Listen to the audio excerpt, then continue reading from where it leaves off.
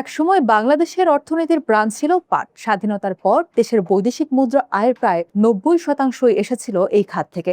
এখন সেই জায়গা নিয়েছে তৈরি পোশাক শিল্প। তবুও দেশের দ্বিতীয় বৃহত্তম কৃষিভিত্তিক রপ্তানি খাত হিসেবে পাট এখনো অত্যন্ত গুরুত্বপূর্ণ। কিন্তু উদ্বেগের বিষয় হলো, বিশ্বজুড়ে পরিবেশ বান্ধব পণ্যের চাহিদা বাড়লেও বাংলাদেশের পাট ও পাটজাত পণ্যের রপ্তানি গত কয়েক বছরে ধারাবাহিকভাবে কমেছে। ২০২০ থেকে ২০২১ অর্থ বছরে বাংলাদেশের পাট ও পাটজাত পণ্য রপ্তানি থেকে আয় হয়েছিল $১,১৬০ মিলিয়ন, যা ছিল এক দশকের মধ্যে সর্বোচ্চ। করোনা পরবর্তী সময়ে পরিবেশ বান্ধব প্যাকেজিং এর চাহিদা বাড়ে রপ্তানিও, তবে সেই ধারা বেশি দিন স্থায়ী হয়নি। পরবর্তী ৪ অর্থ বছরে রপ্তানি আয় ধারাবাহিকভাবে কমতে থাকে। ২০২১ থেকে ২২ অর্থ বছরে আয় নেমে আসে $১,১৩০ মিলিয়ন। ২০২১ থেকে ২২ অর্থ বছরে আয় নেমে আসে $১,১৩০ মিলিয়ন। ২০২২ থেকে ২৩ সালে $৯১১ মিলিয়ন, ২০২৩ থেকে ২৪ সালে $৮৫৫ মিলিয়ন এবং ২০২৪ থেকে ২৫ অর্থ বছরে আরও কমে দাঁড়ায় $৮২০ মিলিয়ন।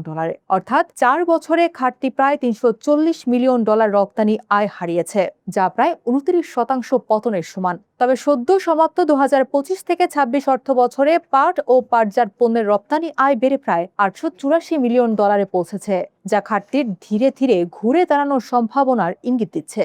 বিশেষজ্ঞদের মতে, বাংলাদেশের পাট শিল্প রপ্তানি সংকটের অন্যতম কারণ ভারতের আরোপিত অ্যান্টি ডাম্পিং শুল্ক ও বিভিন্ন বাণিজ্যিক বাধা। ২০১৭ সাল থেকে বাংলাদেশি পাট সুতা, হেসিয়ান কাপড় ও স্যাকিং ব্যাগের উপর শুল্ক বহাল রয়েছে।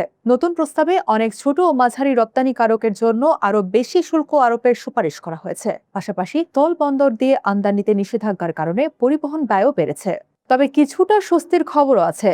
জনতা jute mills, National Jute Manufacturing Corporation, Alhaj jute mills এবং সাদাত জুট ইন্ডাস্ট্রিজ, এই ৪ প্রতিষ্ঠানের জন্য অ্যান্টি ডাম্পিং শুল্ক শূন্য করার সুপারিশ করেছে ভারতের ডিজিটিআর।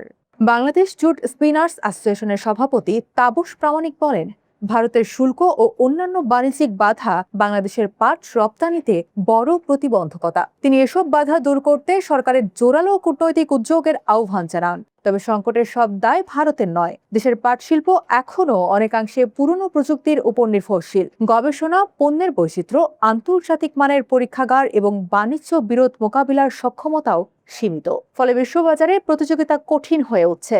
তারপরও আশার জায়গা রয়েছে। বিশ্বজুড়ে পরিবেশ বান্ধব পণ্য, jute, geo textile, jute composite ও বায়োডিগ্রেডেবল প্যাকেজিং এর চাহিদা দ্রুত বাড়ছে। বিশ্বের অন্যতম সেরা মানের কাঁচা পাট উৎপাদনকারী দেশ হিসেবে বাংলাদেশ সেই সুযোগ কাজে লাগাতে পারে।